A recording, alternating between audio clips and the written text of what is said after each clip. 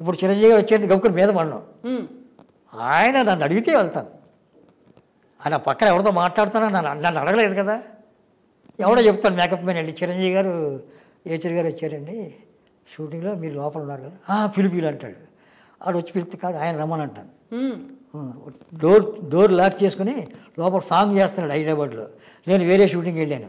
వాళ్ళ makeup man నన్ను చూసి, చిరంజీవి గారు మిమ్మల్ని అడుగుతున్నారంటే చాలా ఏళ్ళు అయిపోయింది అంటే, చిరంజీవి గారితో రావాలి, ఆయనకి నాతో పని ఏంటయ్యా, నాకు ఆయనతో పని ఉంటే ఉండొచ్చు, నాకేం పని లేదు, నేను మెడ్రాస్లో ఉండేవాడిని, ఆయనకి నాతో పని లేదు కదా, నాకు ఆయనతో పని ఉంటుంది, నేను షూటింగ్కి వచ్చి వెళ్ళిపోతున్నాను, ఆయన వస్తే వస్తాను.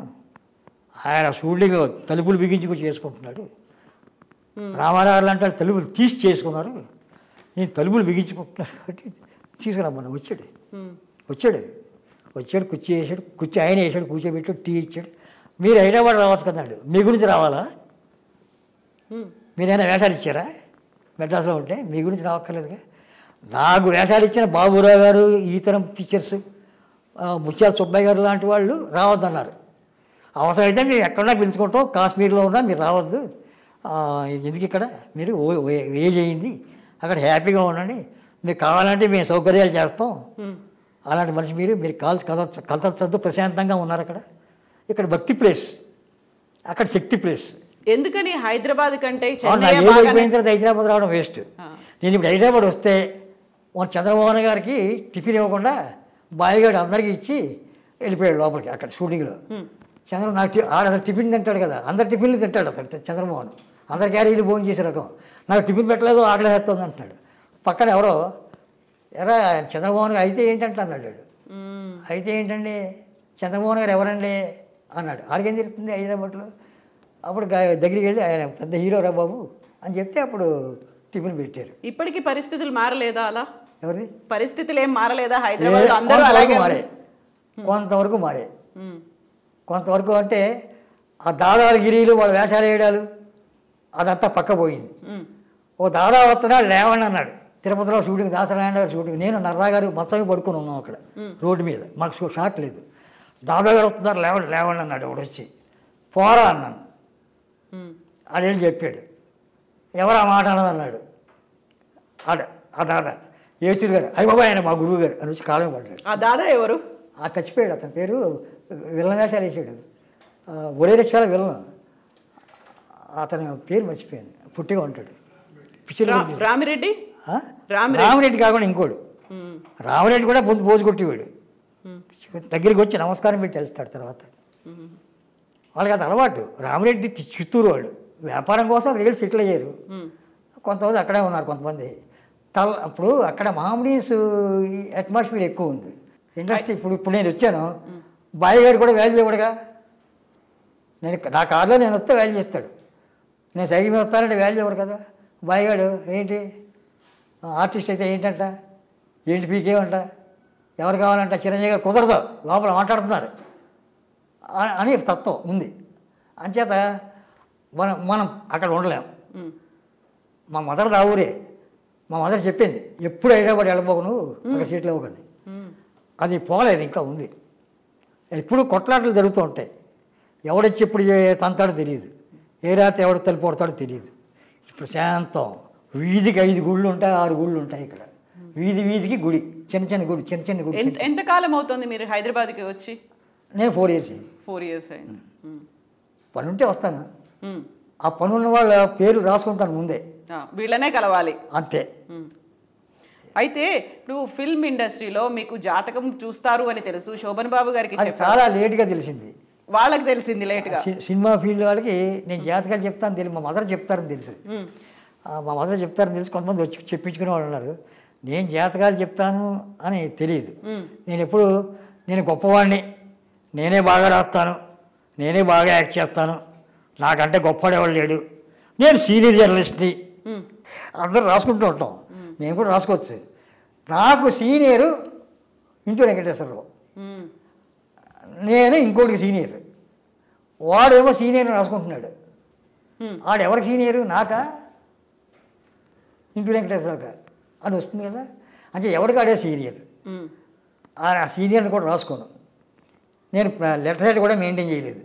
లెఫ్ట్ సైడ్ కూడా లేదు నాకు, తెల్లకాయమే రాస్తాను. నా సంతకానికి వాల్యూ తప్ప, నా మ్యాటర్ వాల్యూ ఉండాలి తప్ప దేనికి వాల్యూ కాదు. బుక్ వేస్తున్నాం విఠలాచార్య గారి, మీరు ఆర్టికల్ రాయితే కుదరదన్నారు, రాశాను, పగిలిపోయింది. విఠలాచార్య ఏంటో ఆ 10 పేజీల్లో తెలిసిపోయింది. ఫోన్లు చేస్తున్నారు, విఠలాచార్య గురించి ఇంత గొప్పగా రాశారేంటి, గొప్పగా రాయడం ఉందయ్యా, నాకు అలవాటు రాశాను, ఆయన దగ్గర ఉన్నాను అలవాటు రాశాను. కాటక ప్రసాద్ గారు గురించి నాకు బాగా తెలుసు, మీకు ఆయన ప్రొడ్యూసరు, పెద్ద ప్రొడ్యూసరు అంతవరకు తెలుస్తుంది.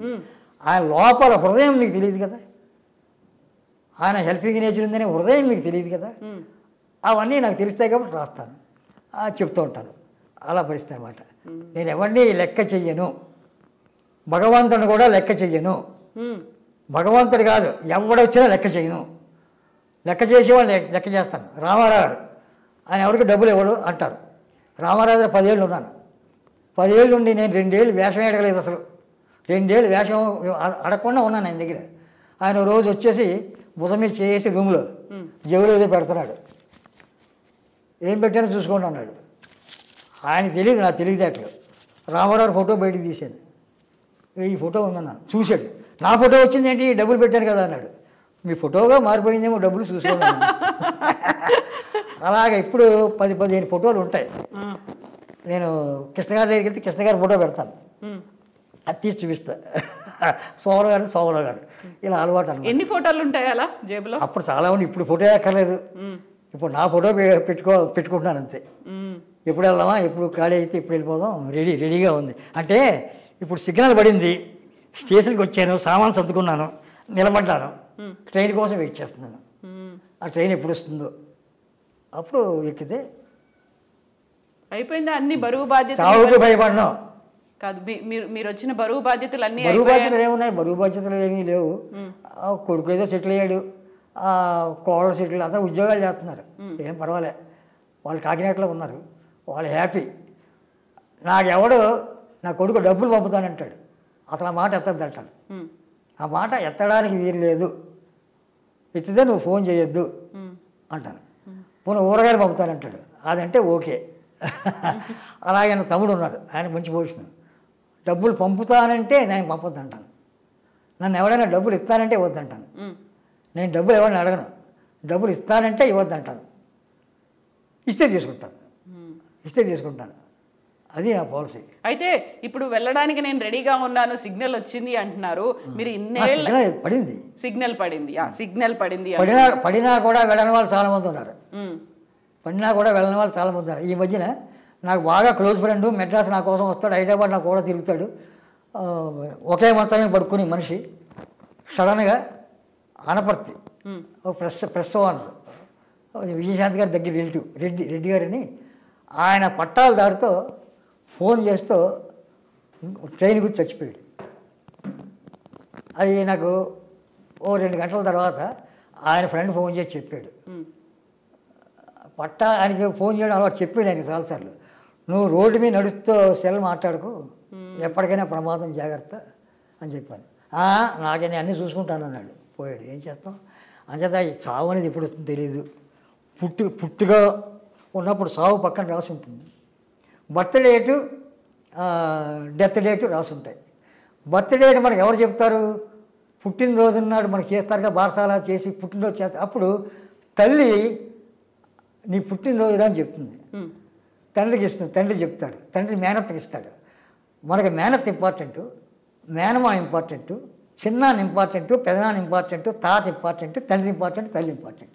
మిగతా వాళ్ళు రక్త సంబంధికులు తప్ప వాళ్ళు ఇంపార్టెంట్ ఉండదు. ఒక తండ్రి చచ్చిపోయాడు అనుకోండి, తండ్రి చచ్చిపోయాడు, ఆ కొడుకుని మేనత్ తీసుకెళ్ళి పెంచవచ్చు, మేనత్ తీసుకెళ్తుంది. తల్లి చచ్చిపోతే మేనమావ తీసుకెళ్ళి పెంచుతాడు, కూతురించి పెళ్లి చేయొచ్చు. ఇలాంటి వరుసలు ఉంటాయి. నాకు వరుసలు ఉన్నారు, మేనత్ చచ్చిపోయారు అంతా, అందరూ పోయారు, ఇప్పుడు ఎవరు లేరు. నేను ఏకాకిగా, నేను నా తమ్ముడు కాకినాడ హ్యాపీ, నేను ఇక్కడ హ్యాపీ.